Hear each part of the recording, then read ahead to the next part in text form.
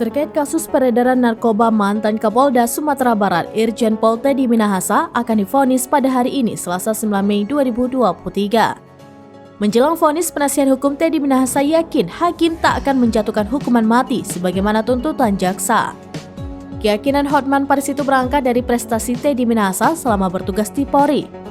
Sebagai perwira senior polisi termuda dengan 25 penghargaan termasuk dari Presiden.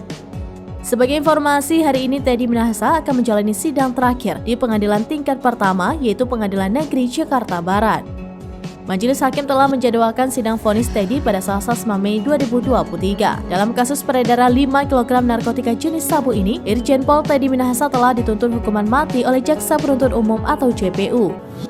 JPU meyakini Irjen Teddy Minahasa bersalah melakukan jual beli narkotika jenis sabu. Kemudian JPU juga menyimpulkan bahwa Teddy terbukti melanggar pasal 114 ayat 2 Undang-Undang Republik Indonesia Nomor 35 Tahun 2009 tentang narkotika junto pasal 55 ayat 1 ke 1 KUHP. Oleh sebab itu, JPU meminta agar majelis hakim menyatakan Teddy Minahasa bersalah dalam putusan nanti.